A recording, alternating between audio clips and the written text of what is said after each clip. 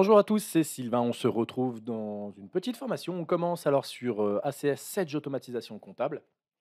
Voilà, donc Sedge Automatisation Comptable, c'est la jet de Sedge qui remplace Sedge Document Manager. On est content, nous, personnellement, chez BLC, parce qu'on préfère cet outil. Il est plus joli, plus fonctionnel. Il permet d'aller plus loin dans les workflows de validation et c'est tout ce que l'on va voir pendant ce parcours de formation. Alors, pas pendant cette vidéo, puisque cette vidéo, elle a comme premier intérêt de vous montrer comment créer un utilisateur et comment cet utilisateur va pouvoir se connecter. Voilà, c'est pas forcément évident. Parfois, on a des clients qui galèrent. Ok, donc pour créer un utilisateur, il faut auparavant que l'administrateur soit connecté à Sedge Automatisation Comptable, aille dans la partie Administration et ici Utilisateur. Donc c'est où je suis. Voilà.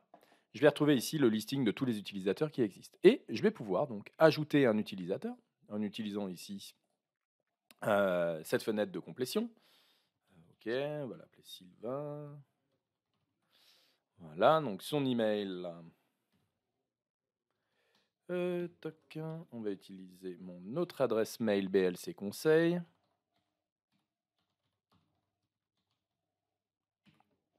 Ok, on va lui donner pourquoi pas des droits d'accès. On verra cette partie des droits d'accès. Et les notifications, voilà, on s'en fiche et on va valider. Ok, donc là j'ai créé mon utilisateur qui est ici, s.lipa@blc-conseil.com. Alors déjà, premier petit bémol, dans ce logiciel, il me semble qu'on ne retrouve pas de mail qui est proposé par l'outil du style bonjour Sylvain Lipa, l'utilisateur Intel vous invite à rejoindre cette automatisation comptable. Ça se fait pas comme ça, c'est un petit peu dommage, je trouve.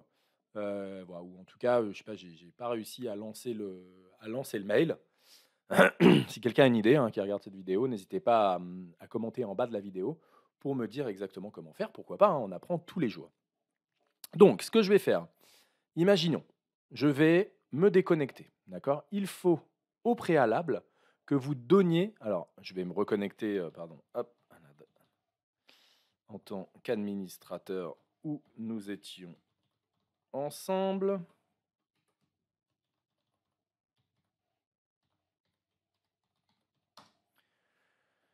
Ok, donc il faut au préalable que vous preniez cette URL et que vous la communiquiez à votre collaborateur, d'accord? Donc l'URL, c'est celle-ci, voilà, celle qui apparaît là-haut, ok? Donc vous lui donnez cette URL. Grâce à cette URL, il va donc pouvoir la renseigner bien, dans son navigateur. Alors on essaye de préconiser plutôt Google Chrome ou pourquoi pas Mozilla Firefox, mais voilà, on essaye d'oublier un peu le reste. Et ici, on va pouvoir se connecter. Alors bien souvent, la première erreur qui est faite, c'est que l'utilisateur rentre son adresse email, met son mot de passe, a oublié son mot de passe, voilà, enfin bref, essaye un peu de se débrouiller avec ces deux boutons-là, et concrètement, ça ne marche pas. D'accord? Il faut impérativement avant que vous vous inscriviez ici à l'outil. Donc on va y cliquer ici sur s'inscrire maintenant. On va donner une adresse de messagerie, d'accord? Donc celle que je viens de renseigner.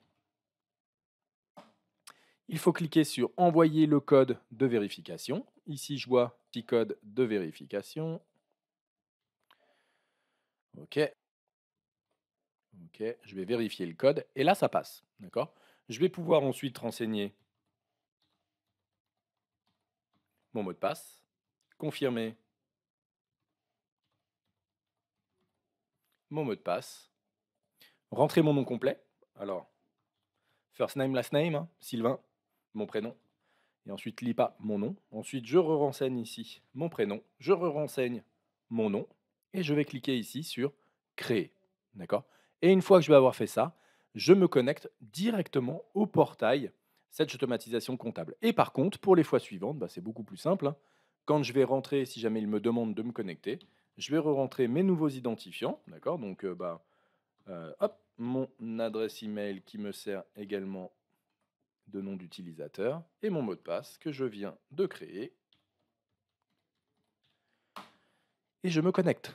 D'accord? Donc pour la création d'un compte, pour la connexion d'un nouveau compte dans ACS, ça ne peut pas être différent que cela. Écoutez, voilà, j'espère que c'est bon pour vous. On a vu donc cette première partie, création d'un compte dans Sedge Automatisation Comptable. On se retrouve très vite pour une nouvelle vidéo de formation. On va faire tout le parcours hein, sur Sedge ACS. Donc, vous allez être de véritables professionnels pour utiliser et pourquoi pas même paramétrer cet outil. Allez, je vous dis à très bientôt.